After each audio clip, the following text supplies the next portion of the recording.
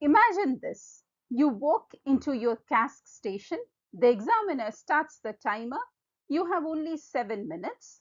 Most candidates think the station starts when they ask the first question. It doesn't. The station starts the moment you walk through the door. Within the first minute, the examiner has already noticed your confidence, your professionalism, your communication style, your rapport with the patient. A strong first minute won't guarantee a pass, but a poor first minute can make the rest of the station much harder. In this video, I will show you a very simple framework that you can use in almost every CASC station to manage the first 1 minute. Now, why exactly the first minute matters? Patients decide very quickly whether they trust you.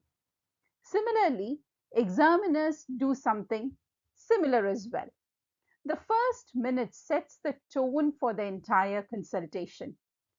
So if you appear calm, organized, empathetic, everything that follows becomes much easier.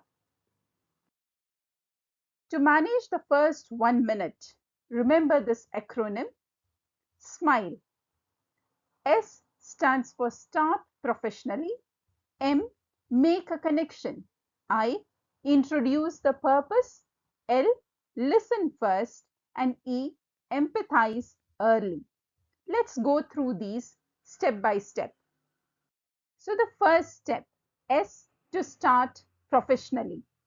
Before you ask a single question, smile naturally, walk in confidently, maintain an open posture, make appropriate eye contact, then introduce yourself.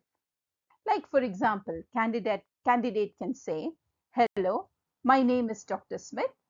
I'm one of the psychiatry doctors. May I confirm your name, please?" Simple. Keep it very simple and professional. M, to make a connection. Don't jump straight into symptoms. Start with the person. So, in order to do this, you can say something like, "It's nice to meet you. Thank you for coming in today." Or, "I appreciate you taking the time to speak with me." Connect with the person. These small statements build rapport immediately. I, introduce the purpose. Patients want to know why you are there. Tell them. So like for example, candidate can say, "I have been asked to talk with you today to understand what's been happening and see how we can help." Notice what you didn't say. You didn't launch into a checklist. You explained the purpose, and that's important. L, listen first. This is where many candidates lose marks. They ask 3 questions in a row. Instead, start with one open question. Like for example, candidate can ask, "What has been happening recently?" Or, "What brought you in today?" Then stop talking. Listen to the patient. Patients often tell you far more than expected. E, for empathizing early. Don't wait until the end of the station to show your empathy. Show empathy early.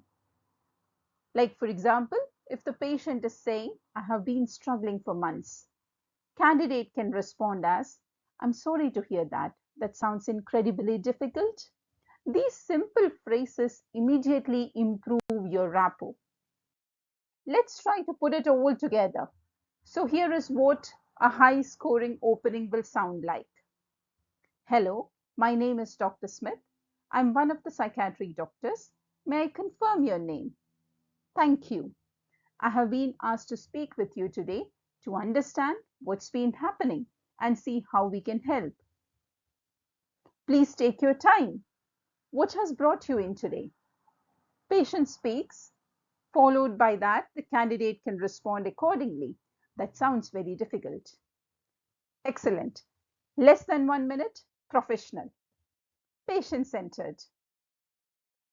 Now, what are the common mistakes? These are the things which you should not do. Don't walk in without introducing yourself. Don't look at the examiner instead of the patient.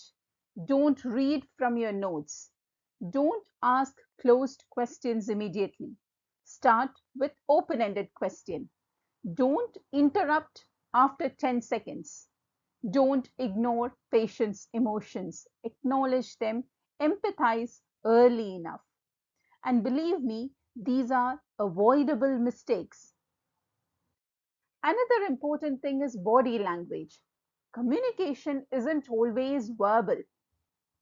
Examiners also notice an open posture, relaxed shoulders, appropriate eye contact, gentle nodding, comfortable pace, and always try to avoid crossed arms, looking rushed, constantly writing, looking at the clock.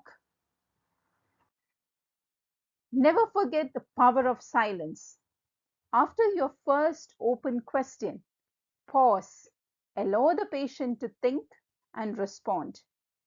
Many candidates interrupt too early, but silence often encourages disclosure, and recognize that power of silence. Let's go through a simple role play for a patient presented with depression. So the candidate starts by saying, "Hello, I'm Dr. Smith. Thank you for coming in today. I have been asked to understand what's been happening. What brought you here today?" To which the patient responds, "I just don't feel like myself anymore." The candidate has to express empathy to that. "I'm sorry to hear that. Can you tell me a little more about that?" So rather than jumping into three or four closed ended questions, the candidate has rightly started off the exploration by an open ended question. Now let's look at this role play. The candidate starts like, "Hello, my name is Dr. Smith. I understand you have been having a difficult time. I would like to understand your experiences. What has been happening recently?" To which the patient responds, "People are watching me." Respond accordingly, appropriately, and the candidate says, "That sounds frightening. Help me understand what you have been experiencing." Notice the candidate has not jumped into confronting the patient, has not been judgmental, just curious to know more. And this curiosity works very well when you are exploring psychotic symptoms. Now, the third role play for an anxious patient. The patient says, "I'm really nervous about talking." Respond accordingly. The candidate responds, "That's completely understandable. Take your time. We will go at a pace that's comfortable for you." Notice that will create an instant rapport with the patient. During the first 1 minute, use phrases like, "Thank you for coming in today. Take your time. I would like to understand what's been happening. That sounds difficult. Help me understand that a little better. What concerns you most today?" These phrases work in almost every CASC station. Now, during your first minute, the examiner is looking for professional introduction, patient identification, clear explanation of purpose, open question, active listening, empathy, organization. Notice what is not on the list. There is no expectation to gather lots of information immediately. The first minute is about building the relationship. Now remember, smile.